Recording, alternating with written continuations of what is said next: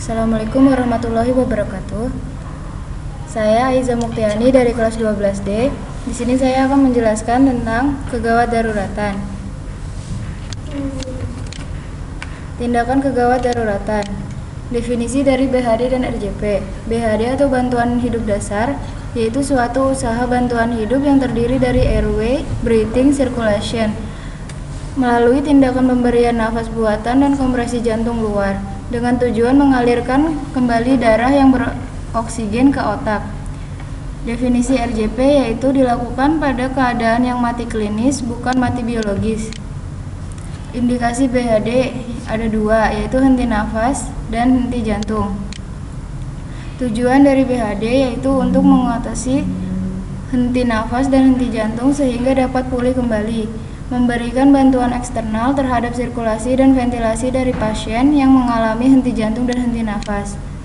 Pengkajian airway, tujuan membebaskan jalan nafas untuk menjamin pertukaran udara secara normal.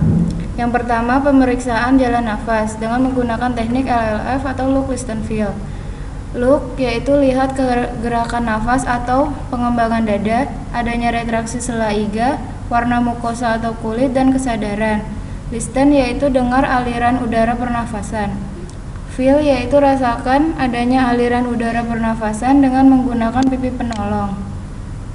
Yang kedua yaitu membuka jalan nafas dengan metode 1. Hip tilt atau dorong kepala ke belakang, chin lift maneuver atau parasat angkat dagu, jaw thrust maneuver atau parasat tolak rahang. Yang ketiga yaitu membersihkan jalan nafas menggunakan finger sweep atau sapuan jari. Dilakukan bila jalan nafas tersumbat karena adanya benda asing dalam rongga mulut belakang atau hipofaring yang berupa gumpalan darah, muntahan, benda asing lainnya, dan hembusan nafas hilang. Pengkajian breathing, tujuan memperbaiki fungsi ventilasi dengan cara membersihkan pernafasan buatan untuk menjamin kebutuhan oksigen dan pengeluaran karbon dioksida. Tanpa alat, memberikan pernafasan buatan dari mulut ke mulut atau dari mulut ke hidung sebanyak 2 kali tiupan dan diselangi ekshalasi. Dengan alat, memberikan pernafasan buatan dengan alat ambu bag atau self-inflating bag. Pada alat tersebut dapat pula ditambahkan oksigen. Pernafasan buatan dapat pula diberikan dengan menggunakan ventilator mekanik. Memberikan buatan nafas dan terapi oksigen dengan menggunakan masker, pipa bersayap, balon otomatis atau self-inflating bag atau valve device atau ventilator mekanik. Langkah-langkah RJP. 1. Nilai respon pasien, apakah pasien benar-benar tidak sadar atau hanya tidur saja? 2. Jika tidak ada respon berarti pasien tidak sadar, aktifkan sistem emergensi.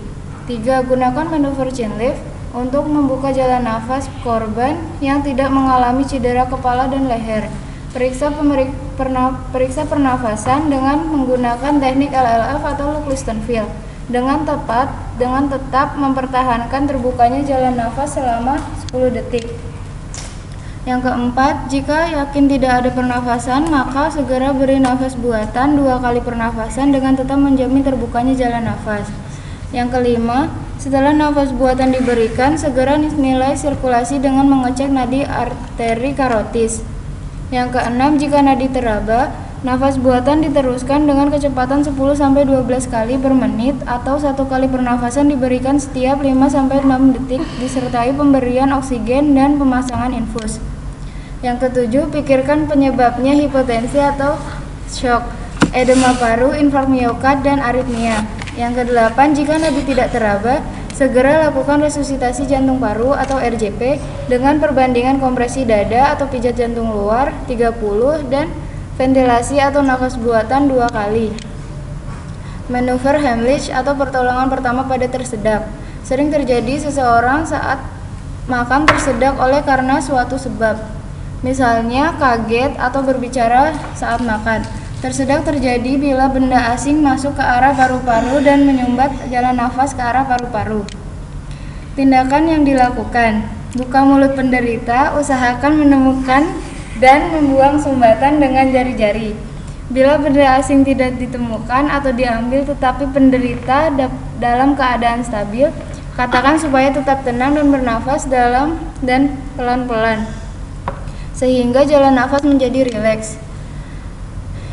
Bila sumbatan menetap dan penderita terlungkup di atas meja dengan tubuh bagian kepala dan bahu terjuntai di pinggir meja, pukul dengan keras bagian tubuh di antara bahu dengan dasar telapak tangan Anda beberapa kali, dan penderita dianjurkan untuk batuk-batuk. Tindakan menurut Heimlich: pegang tubuh penderita dari belakang pada posisi berdiri. Berdirilah di belakang orang yang tersedak.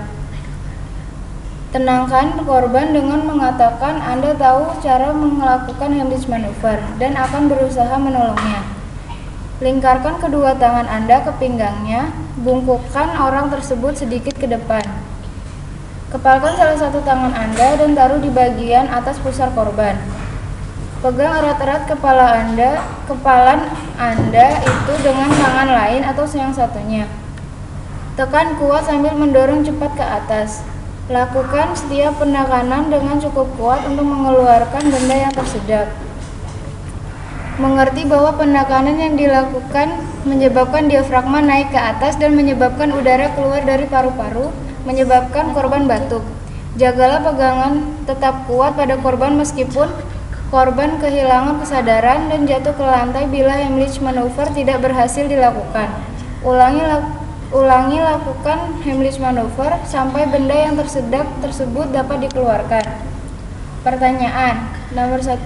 Sebutkan bagaimana langkah pemeriksaan jalan nafas dalam pengkajian airway. Yang kedua, sebutkan langkah-langkah RJP. Yang ketiga, sebutkan indikasi dari BHD. Yang keempat, apa nama lain dari Heimlich maneuver? Sekian dari saya. Wassalamualaikum warahmatullahi wabarakatuh.